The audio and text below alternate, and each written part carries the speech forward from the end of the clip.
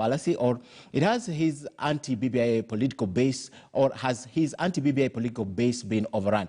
Now, this is a question in the minds of Kenyans tonight. After the backyard, that's Bomet and the county of Kericho, assemblies also approved the BBI bill alongside more than 40 others. And tonight, our political affairs reporter Murimi Mwangi revisits the political mind games that have characterized campaigns for and against the BBI and gives us the highlights that are likely to confront BBI's next stage. As President Uhuru Kenyatta and former Prime Minister Raila Odinga popularized the Building Bridges initiative countrywide. Nobody can stop reggae. To one man, the Nobody Can Stop BBI reggae tune has been a nuisance and on several occasions threatened to mute it. Deputy President William Ruto. My friends, reggae will stop. This is a Christian nation and we have no apologies to make to anybody. But obviously not anymore. The ayes have it. After the BBI referendum bill approval surpassed the 24 counties threshold, among these being Bomet and Kericho counties in Ruto's Rift Valley backyard, barely days after Baringo, also in the same region, voted to shoot down the bill, a decision whose ratification has since been halted by the High Court. But has Ruto really been cornered, or were his anti-BBI campaigns just a smokescreen? We gave our views at Bomas, and we were represented by our chief hustler, that is Honorable Dr. William Ruto, and those issues were addressed adequately.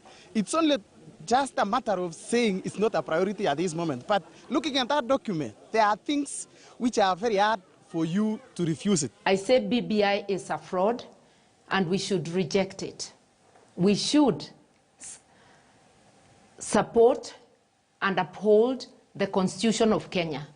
Linda Katiba. Yet as speakers of the county assemblies prepare to dispatch their houses' BBI verdicts to their National Assembly and Senate counterparts, one last hurdle still stands on the BBI way, a litany of legal suits still pending in court against the BBI, and a High Court order still in force, barring electoral body IEBC from proceeding with the BBI referendum push until several BBI-related suits are concluded.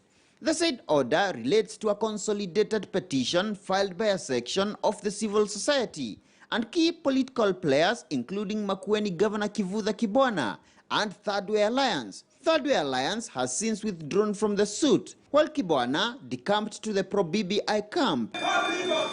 This as members of the parliamentary leadership grapple with the headache of how to expedite debate and approval of the BBI in the National Assembly and the Senate, where the mandatory 90 days window between introduction and final vote on a bill in each house is already posing its fair share of challenges. The Justice Odunga ruling, if you read critically, they said that when you are doing public participation, you don't do just to satisfy that there is a public participation that was done.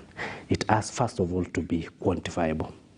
It has to be qualitative, and it has to be verifiable. They must agree on how they are going to do it. Otherwise, we are going to spend, National Assembly is going to do public participation in 90 days, first reading to second reading. Senate is going to do first reading, public participation, 90 days.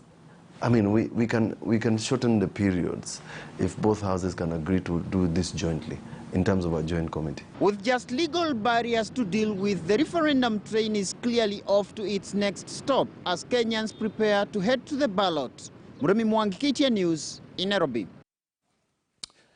Now,